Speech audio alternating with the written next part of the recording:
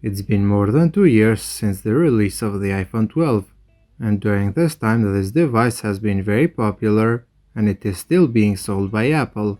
The official price of the iPhone 12 is $600, but if you look on other websites maybe you can find it under $500.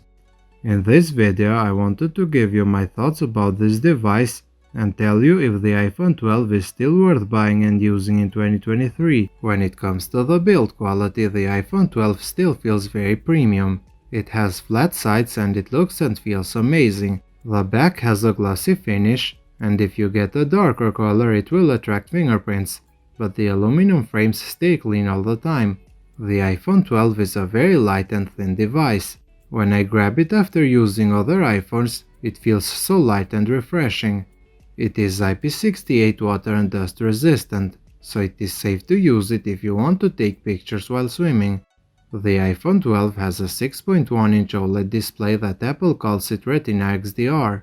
It is a sharp display with 460 pixels per inch, and it gets bright up to 625 nits in auto mode and up to 1200 nits for HDR content. The display of the iPhone 12 is great.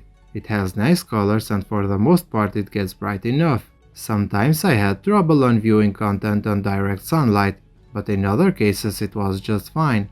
It has the old notch which is very wide and it cuts so much content when using it in landscape.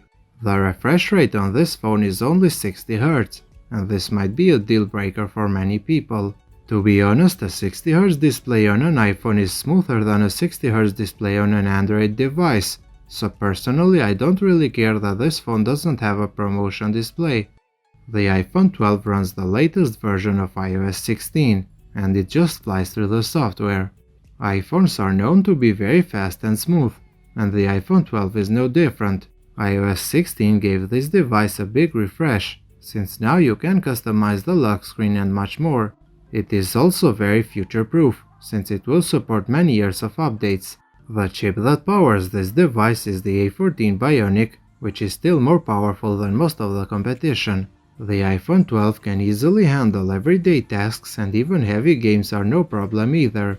The only thing that kind of annoys me is the RAM, since it has only 4GB. The base storage is also very limited since it starts at 64GB. You have other options with more storage, but the base is just too low. The iPhone 12 has two cameras on the back, a main 12-megapixel lens and a 12-megapixel ultra-wide. Pictures taken during daylight are sharp with slightly vibrant colors. For many years iPhones have been taking amazing pictures during daylight, and the iPhone 12 is the same. It does support night mode with all the cameras, so even at low light pictures come bright and detailed. The ultra-wide camera is a little bit weaker during the night, but I would call it acceptable. The front camera does also take great pictures during the day, but when taking pictures with the sky in the background I noticed that in many shots it blows it entirely. Video on the other hand is just amazing. It can record up to 4K at 60 frames per second on the front and back, and videos are great. Better than the iPhone 12 I would say are only the newer iPhones and maybe some of the Android flagships of 2022. Another area where the iPhone 12 delivers is with audio. This phone has stereo speakers and the sound they deliver is loud and clear. Pro Max iPhones are slightly louder, but the 12 is really good too. The only flaw with the iPhone 12 in my opinion is the battery. It doesn't have terrible battery life, but I wouldn't call it good either. It will last you for the most part of the day, but be sure you have to charge it every evening. This wasn't my primary device and I only used it on and off. That's why it still has 100% battery health. Even with this percentage, when I use it the battery isn't that good. If you like to have a great battery, a much safer choice would be the iPhone 13, which lasts easily more than a day. The iPhone 12 does also support MagSafe, but truly speaking I never use it since it is very slow. Face ID has always been reliable on iPhones, and it works every time, so there isn't much to talk about it, besides the fact that with iOS 16 it works even on landscape. So what are my final thoughts about the iPhone 12, and is it still good in 2023? Well, if you can get past the weak battery life, I would say the iPhone 12 is still worth it. It has a great build quality, a good display, a fast processor, and very reliable cameras.